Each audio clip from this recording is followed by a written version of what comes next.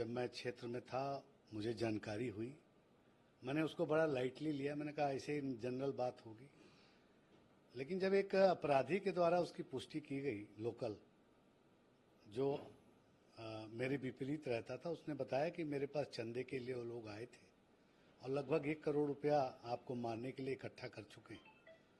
तो फिर मैंने लोकल प्रशासन को और उसके दूसरे दिन माननीय मुख्यमंत्री जी को लिखित रूप से इसकी सूचना दी और आज मेरे ख्याल से 12-13 दिन हो गए, लेकिन अभी तक कोई कार्रवाई नहीं हुई। जो एसओ था वो वहाँ से चेंज हो गया और एसओ को पूरी जानकारी थी। उसके पास जो अपराध में घटना करने वाला व्यक्ति है वो बैठता भी था, फ़ोन भी आते थे और बहुत अप्रोच वाले लोग उस एसओ को और स्थानीय जो नीचे के एसपी होते हैं उनको भी फ़ोन करते थे कि उस अपराधी को बचाने के कृत्यों में।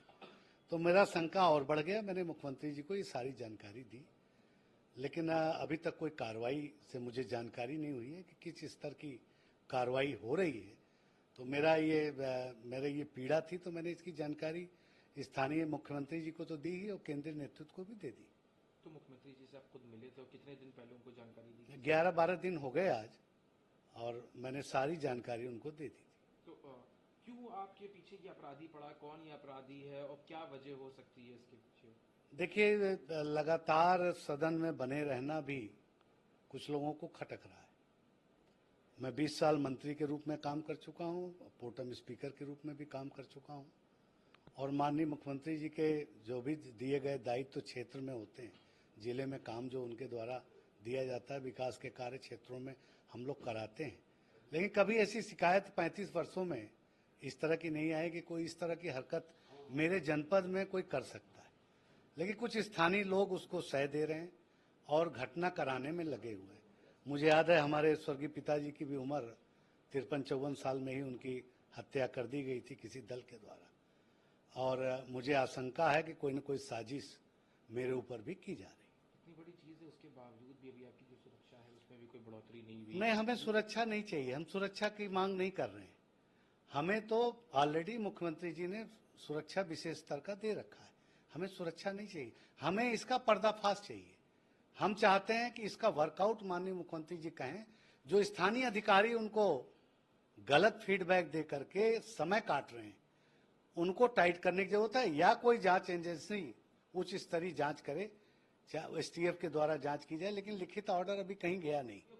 प्रशासन हमारे सामने हमारा सम्मान करता है, लेकिन जब उच्च स्तरीय जब वो बात करता है तो लाव लपेट से साथ बात करता है। वो उनका क्या है क्वालिफिकेशन, आप जानते हैं, हम भी जानते हैं। IAS IPS क्वालिफाई करके आते हैं, यही क्वालिफिकेशन। इंटर BA की डिग्री होती है उनकी। उनको राजनीतिक स्थितियों की कोई समझ तो होती नहीं, तो वो प्रशासनिक व्यू से अपना गला बचाते फिर रहे हैं। और अगर मुझे संदेह है, ये पूरा विश्वास है कि कोई न कोई घटना मेरे विरुद्ध चल रही है या साजिश चल रही है मारने की, कि इनको निपटा दो, भविष्य में ये चुनाव ही न लड़ पाए। मुख्यमंत्री की वजह से बहुत से निर्णय अधिकारियों के गलत फीडबैक से भी बदल जाते हैं। इसमें स्थानीय फीडबैक अगर लिया जाएगा तो निश्चित रूप से पता चल जाएगा। ये जांच एजेंसी कुछ उस स्तरीय हो जाए। मैं तो कहता हूं कि अगर STF वर्कआउट नहीं कर पा रही तो इसको CBI को दे दिया जाए, CBI जांच कर ले, सत्यता सामने आ जाएगी। नेता लोग तो सुरक्षा के लिए ये सब काम करते हैं, बहुत से फीडबैक ऐसे लोगों के अंदर। मुझे कोई सुरक्षा की आवश्यकता नहीं, मुझे मुख्यमंत्री जी ने ऑलरेडी सुरक्षा दे रखी है। मुझे तो ये जो गंभीर विषय आया है, मैं कब तक बचता फिरूंगा, कब तक ऐसे ही जो है घरों में बैठा रहूंगा। मुझे भी जनता के प्रति जवाबदेही है मेरी, उनके बीच जाकर के रहने का। आज 8 दिन हो गया मैं कहीं गया नहीं, मेरा मूवमेंट नहीं हो पा रहा है, क्योंकि पुलिस प्रशासन स्थानीय कोई आश्वासन नहीं दे रहा कि कैसे मूवमेंट करूं, क्या काम करूं। तो ये सब कठिनाइयां मेरे सामने इधर थी, इसलिए मैंने कहा कि नेतृत्व को भी मैं बता दूं। नहीं, कार्य समिति में मैंने कोई भी, संगठन के कार्यों में सरकारी कार्य का कोई मतलब नहीं होता। संगठन को संगठन के दृष्टिकोण से देखा जाता है और सरकार को सरकार के जब सरकार के प्लेटफॉर्म पे लॉ एंड ऑर्डर का कोई बैठक माननीय मुख्यमंत्री जी रखेंगे तो हम लोग उसमें जरूर इस बात को रखें और रखते भी हैं।